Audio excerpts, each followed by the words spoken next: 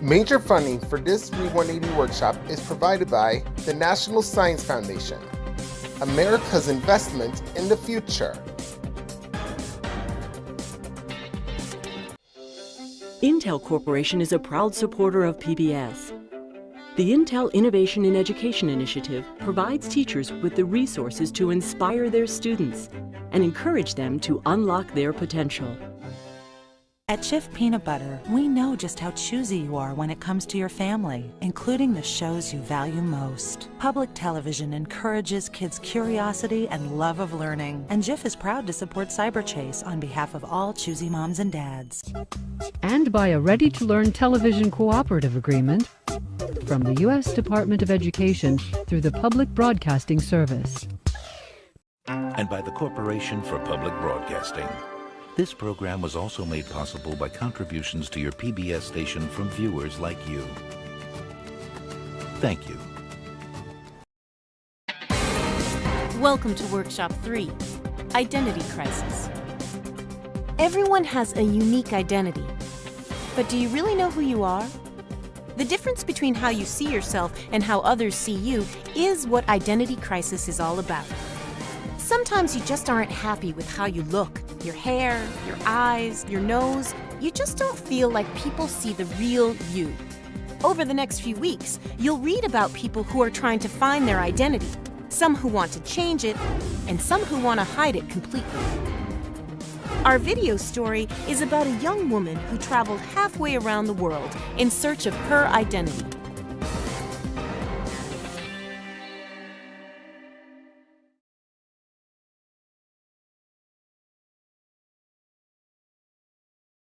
Reading 1, Louisa, Please Come Home, based on a short story by Shirley Jackson. Shirley Jackson was an American writer who wrote novels and short stories in the 1950s. Her stories can be spooky.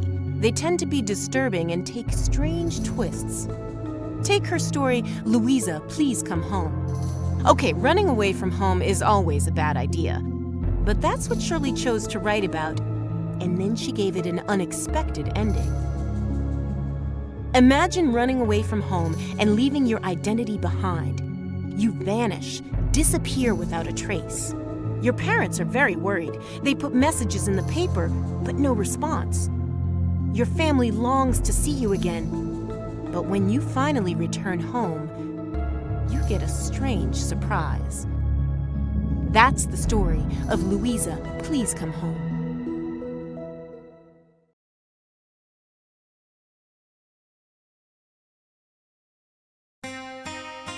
Reading 2, I'm Nobody, Who Are You? Emily Dickinson is a famous American poet. She lived in Massachusetts during the 1800s. Dickinson was a very private person. She disappeared from view as an adult, spending most of her time in her room, alone. She wrote her poems in secret, and only 7 were published while she was alive. It's not surprising, then, that her poem seems to be about someone who likes keeping her identity private, unlike people the narrator compares to frogs, who croak away so loudly that all the creatures in the swamp, or bog as she calls it, have to notice them.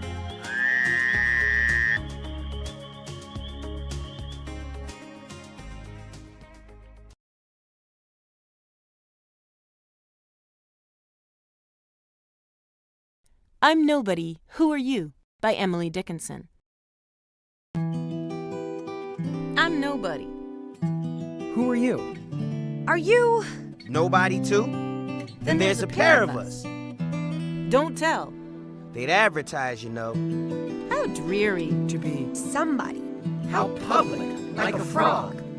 To tell one's name. the livelong June. To an admiring bog.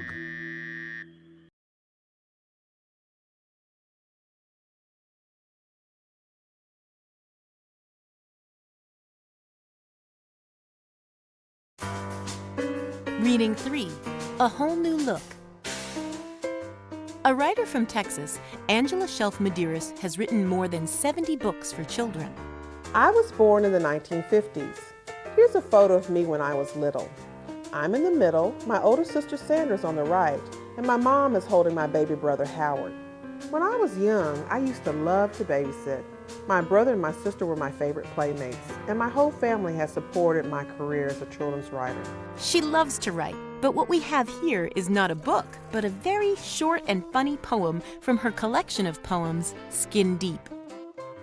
Have you ever wanted to get a makeover and change the way you look completely? I mean, totally.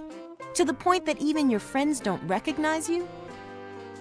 That's what happens to the narrator of A Whole New Look.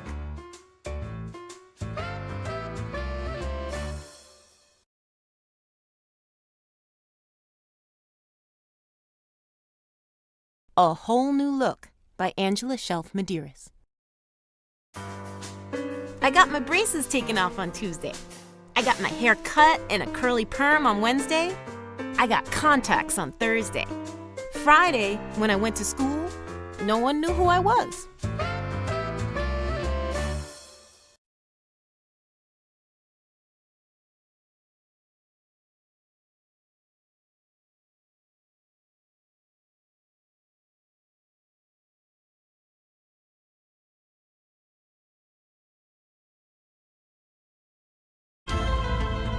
Now you'll meet a woman who was sent to the United States and adopted as a young child.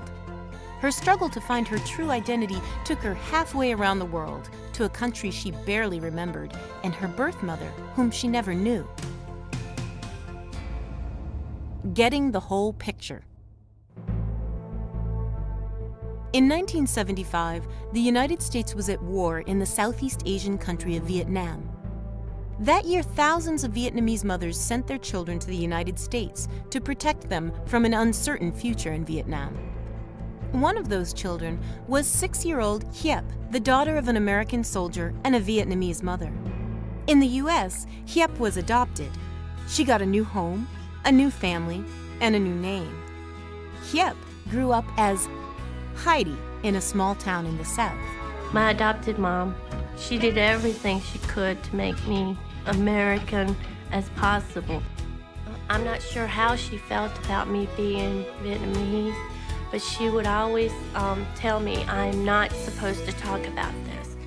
So Heidi hid her Vietnamese identity, and it almost disappeared. But when she grew up, she longed to be reunited with her Vietnamese mother. I used to ask myself, how could I love this person that I don't even know?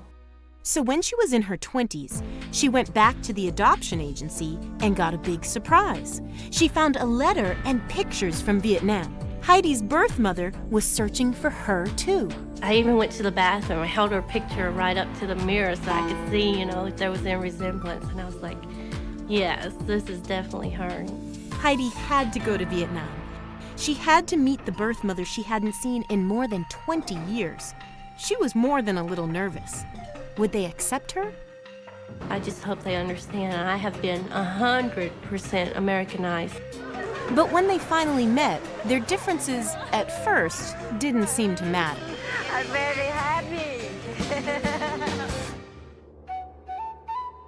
But as the days went on, Heidi began to feel uncomfortable.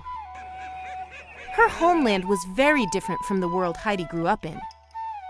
Vietnam is a beautiful country with many warm, friendly people, but Heidi felt like a stranger. Even her birth mother seemed like a stranger to her. And Heidi was really homesick for her family in the U.S. This may sound selfish of me, but I cannot wait to get out of here. Her mixed feelings grew stronger and surfaced during a family meeting when Heidi broke down crying.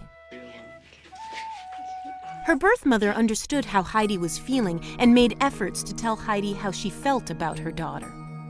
Mẹ thương con nhiều lắm. Heidi never expected a trip home would stir up so many different feelings. She came back with the knowledge that this is where she belongs, in the U.S. with her family. This is who she is. This is what I know, and this is what I grew up with. Her identity hadn't really changed, but now she had the whole picture.